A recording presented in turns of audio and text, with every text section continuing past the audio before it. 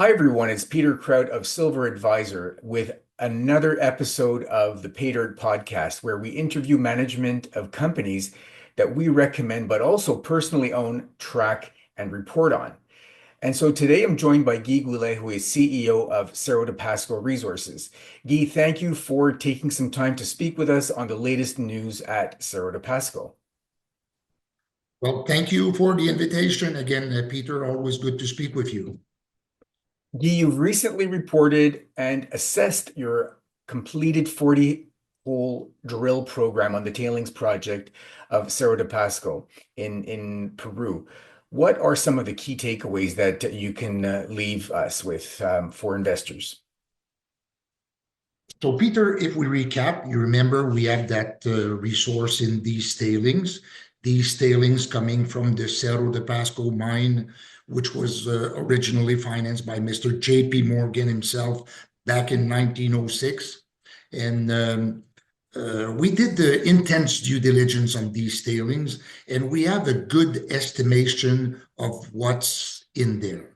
And we estimate that 423 million ounces of silver equivalent these tailing contains.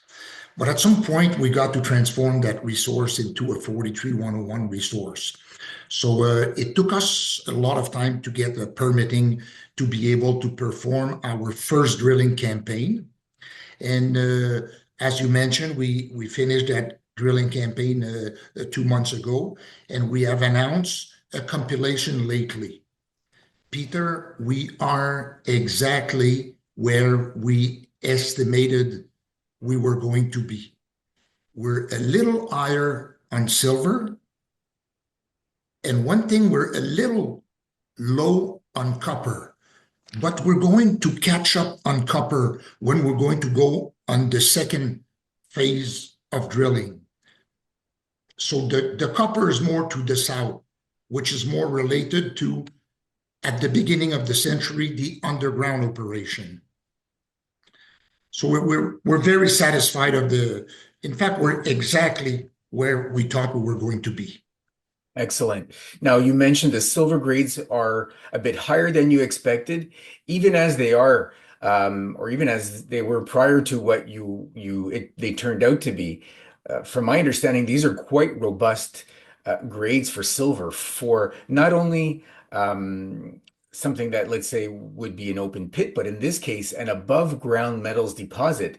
Because my understanding is that the mining, so to speak, and the processing costs would be so much lower than what we know of as standard mines. So that's very attractive and interesting. But there's also a bit of a cherry on top of the sundae, which is a metal called gallium. And my understanding is that could be a game changer for you. So maybe you can tell us a little bit about that. Yeah, I want to complement what you just mentioned about silver. So what we were very satisfied also, all the holes, the 40 of them, from the top to the bottom, there's no gap on silver. It's 1.5 ounce per ton to 2.5 ounce per ton. Peter, you close your eyes, you drill, the complete hole is mineralized with silver. In addition to that, what we never expect is the content of gallium. So far, after 40 holes, we are at 54 gram per ton gallium and 20 gram per ton indium. This is a big cherry, as you mentioned. So we just, with that, we had so far 4.2 ounce of silver equivalent per ton, which represent an in situ value of $168 US per ton. So adding the gallium and the indium to that, you move value north of $200 US per ton.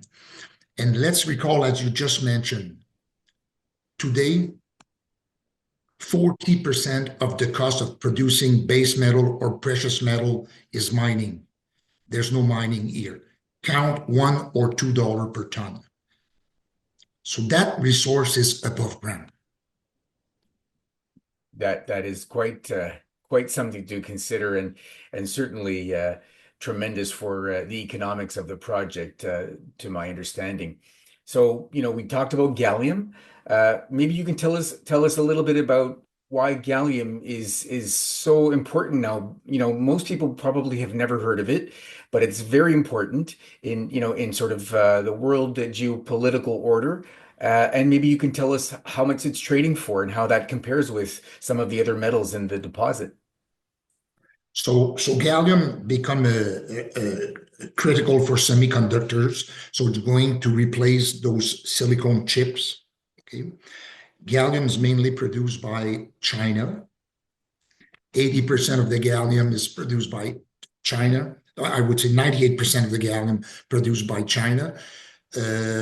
United States need a lot of gallium for defense. Um, United States do not produce any gallium. And lately, you saw what's going on TV. China has banned the exportation of gallium, germanium, and antimony to United States.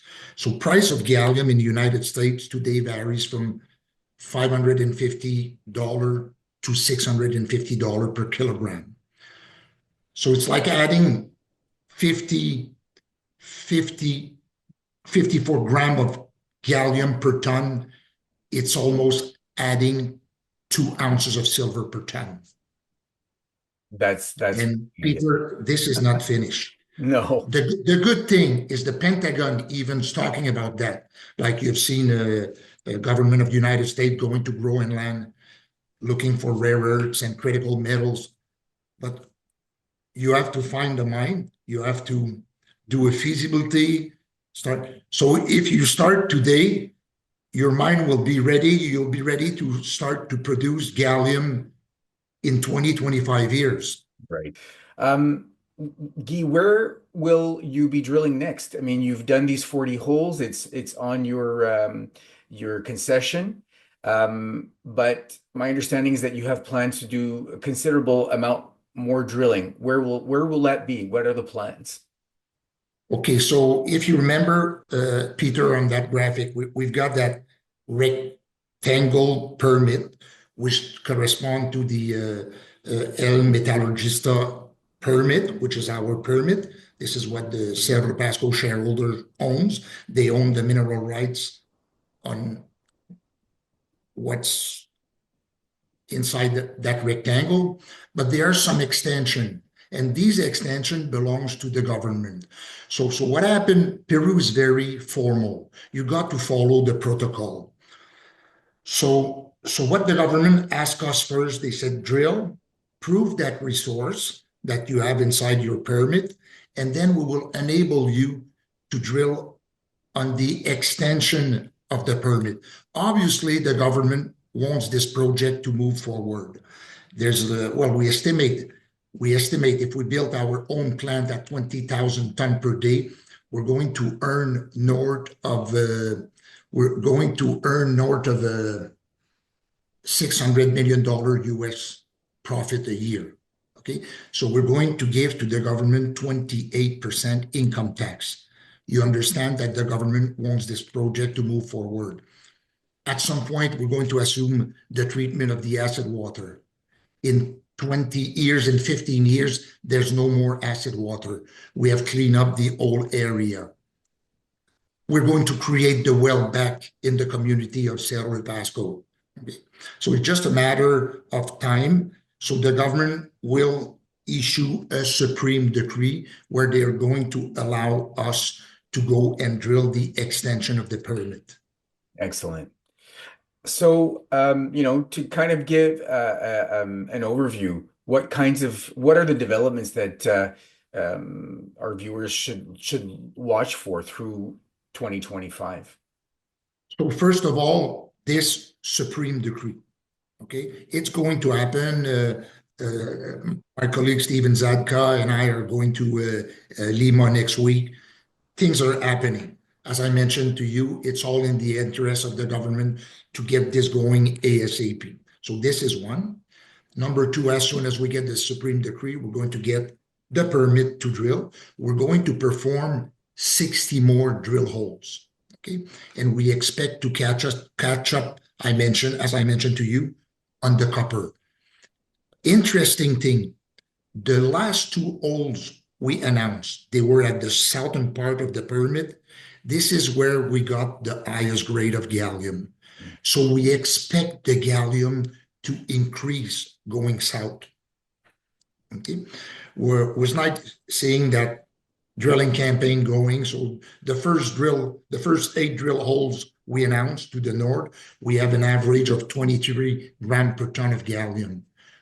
We announced another 8 drill holes. Our average move up to 32 grams per ton. Another 8 drill holes move up to 44 grams per ton. Another 8, we're now at 54 grams per ton to the south. So it's increasing to the south.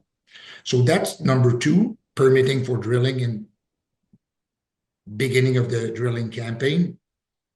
What's going to happen in 2025 also, we're going to get some results from metallurgy. That's the key thing. Okay? Because right now, if we use, you remember, we were talking about using the neighbor facilities, which belong to Volcan at the moment. So we know we're going to recover something like 40-45% using these facilities because they are old facilities. They are old Jameson cells. But we also know that all the modern facilities in Peru built after 2012 can recover north of 70%. So we'll have some metallurgical tests to publish. And at the moment, Peter, if you know how an analyst thinks, okay, he will not commit if the metallurgy is not out. He will commit, they will pay higher price, but he will be sure that the metallurgy works. Okay, so metallurgical tests are going to come. And the other thing we're going to announce during the year, because we have started already a pre-feasibility study. Wait for the next campaign of drilling. Why? Because I mentioned to you earlier in that interview that it's a no-brainer. Every holes, there's no gap. They have the same mineralogy. They have the same. So we can start doing geotechnical tests, hydrogeology, mineralogy. We have already started doing that. So this will last probably until the end of the year. And the good thing is we got the money to do that. So it's going to be an exciting. Just lately, well, we did that financing of 15 million, and just lately there were 8 warrants exercise at 25 cents. Excellent. By the way, that was causing a little bit of pressure on the stock, but it should be cleaned up at some point. Excellent. So then there are some big milestones to watch for and some exciting news to come through the end of this year. Guy, that's a fantastic overview on where we've come and where we're headed on Cerro de Pasco. I'd like to maybe end the interview on a lighter note. I'd like to kind of get your thoughts on what you think about the volatility that we're living in the markets right now and what we're witnessing and how you can relate that to your experience in mining and maybe to Cerro de Pasco. So Peter, I've been in that business for the last 40 years. I've listed 11 companies, either on the Montreal Exchange, either on the Canadian Stock Exchange, either on the Toronto Stock Exchange, and I've listed one once on the Alternex in Paris. Okay. Historically, you've got that volatility. And at some point, you run out of money. And money is difficult. But I realized over those 40 years, running out of money, it's not a problem. It's when you run out of ideas. Here's a big problem. So if you look at us, Cerro Pasco, go back 18 months. Okay, we had a difficult time to get that easement. We had to persevere. We had to change the law in Peru to be able to perform those drill holes. We were at Beaver Creek 2 Beaver Creeks ago, low in cash, Well, it took a lot of time to get that easement, so we had no permit, no easement, no permit to drill, low in cash. It was a little bit difficult because shareholders, they say, they were telling me like it's 6 months. You telling us it's imminent. He's, and the worst thing we were, because we had the Santander mine, we had payables of $52 million US.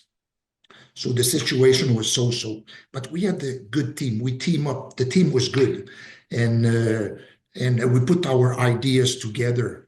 And you look today, we have sold the Santander mine. Like we made one morning $52 million profit. Poof, clean up the balance sheet. We got the easement. We got the permit to drill. We have unexpected results. We had the gallium in addition, and we got Eric Sprott in the house now, who's became the largest shareholder of the company. So when you persevere and you got a good team, it always works. It always works. So you're talking about those volatile market.